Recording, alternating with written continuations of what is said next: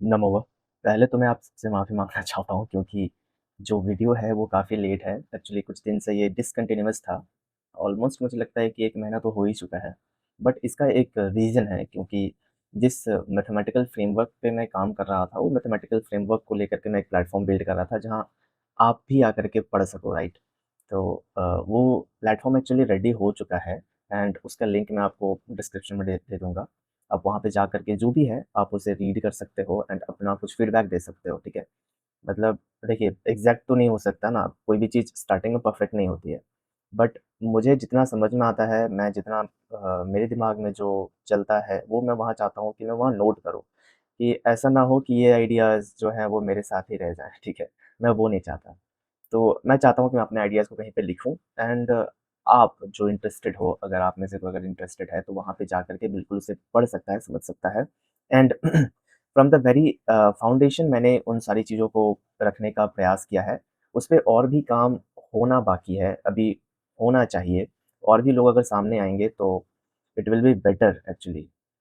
तो मेरी तो यही कोशिश है उस चीज़ को लेकर के कि मैं जितना हो सकता है वो उतना आपके साथ शेयर करूँ चीज़ों को, सो दैट कि हम लोग साथ में मिल कर के एक अच्छा एनवायरनमेंट क्रिएट कर सकें मैथमेटिकल कम्युनिटी में। एंड मुझे रिसेंटली मौका मिला है बहुत सारे, मतलब लगभग मैं 3 प्रोफ़ेसर से मिला हूँ। तो रिसेंटली मुझे मौका मिला है कि इन सारी चीज़ों को मैं उनके साथ शेयर कर सकूँ एंड कुछ फीडबैक्स ले सकूँ।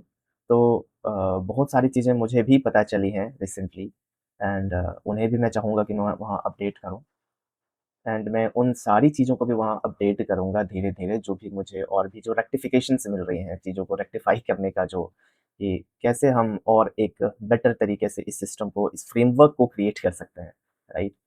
तो बस ये इन्फॉर्मेशन देना था और अब से वीडियोज़ कंटिन्यू रहेंगी, चाहे वो मैथमेटिकल फ्रेमवर्क के ऊपर हो। मैं एक्चुअली कोशिश करूँगा कि एक पूरा प्लेलिस्ट तैयार हो जाए।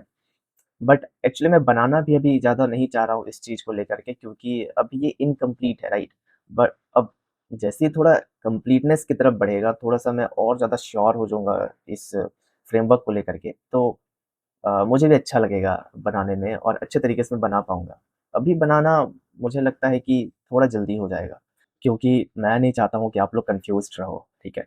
तो इसलिए भी मैं थोड़ा संकोच करता हूँ इन वीडियोज़ को बनाने के लिए। तो आप बताओ कमेंट्स में कि आपको क्या लगता है, मुझे इस पे पूरा अभी जितना मुझे समझ आया उस पर एक प्लेलिस्ट बनाना बनाना चाहिए या फिर नहीं बनाना चाहिए?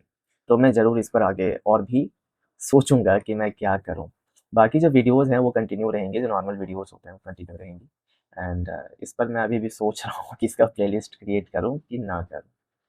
बट आप बिल्कुल वहाँ पे जा सकते हो। डॉक्यूमेंटेड फॉर्मेट में थोड़े एनिमेशंस का यूज़ करके मैंने पूरी कोशिश की है कि इस चीज़ को मैं अच्छे से समझा सकूँ, अच्छे तरीके से समझा सकूँ, सो दैट कि आपको समझ आ पाए कि मेरे दिमाग में क्या चल रहा है, ठीक है?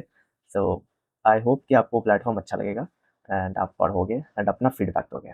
अगर आपको लगता है कि उसमें कुछ गलती है, कुछ और इम्प्रूवमेंट हो सकता है या मैं बिल्कुल ही डिफरेंट ट्रैक में जा रहा हूँ, मुझे उस ट्रैक में नहीं जाना चाहिए, तो आप वो भी मुझे बोल सकते हो, ठीक है? एंड क्योंकि मैं उसे भी कंसिडर करूँगा। और जो भी क्रिटिक्स आप डेवलप कर सकते हो इस थ्योरी को लेकर के, वो क्रिटिक्स आप ज़रूर यहाँ पर सामने रख सकते हो मेरे सामने, सो दैट कि मैं उन सारी चीज़ों के ऊपर भी सोच सकूँ। अभी रिसेंटली क्या हुआ कि मुझे एक व्यक्ति ने बताया कि क्या ये फ्रेमवर्क एडिक्स नंबर पर वर्क करेगी? देन आई थॉट कि पता नहीं होगा कि नहीं होगा, तो मैंने उस पर भी इसे एक्सटेंड करने का प्रयास किया, बट थोड़ी टाइम की तो कमी है, इस वजह से ज़्यादा नहीं हो पाता है। बट जहाँ तक मैं मेरा विज़न है इस फ्रेमवर्क को लेकर के और जितना मैं देख पाता हूँ दूर तक इस फ्रेमवर्क को, एडिक्स नंबर भी यहाँ पे हम सेम तरीके से डिफ़ाइन कर सकते हैं। जैसे कि इमेजिनरी नंबर्स को डिफ़ाइन किया जा सकता है, वैसे ही एडिक्स नंबर को भी डिफ़ाइन किया जा सकता है। अब चाहे वो एन एडिक हो, पी एडिक हो, कुछ भी हो, दे कैन बी। यहाँ पे बिल्कुल इसे एडजस्ट किया जा सकता है।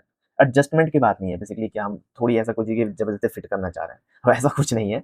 हम यहाँ पे बिल्कुल ऐड कर सकते हैं उसको, उसके कांसेप्ट को ऐड कर सकते हैं और मुझे लगता है कि जितने भी फ्रेमवर्क्स हैं, अब आप जैसे कि सेट थ्योरी ले लो, ग्रुप थ्योरी ले लो, कैटेगरी थ्योरी ले लो, या मुझे लगता है कि इन सारी थ्योरीज़ को एक साथ जोड़ने का जो काम कर रहा है, ये फ्रेमवर्क वो कर रहा है। अब कैटेगरी थ्योरी ऑलरेडी बहुत सारे फ्रेमवर्क्स को जोड़ता है, ठीक है? बट ये जो फ्रेमवर्क है वो फाउंडेशन को और कैटेगरी थ्योरी को मतलब फाउंडेशन को और ये और रोबस्ट बना रहा है, सो दैट कि एक जो प्योर मैथमेटिक्स है और जो अप्लाइड मैथमेटिक्स है, इन दोनों के बीच में एक ब्रिज बना रहा है।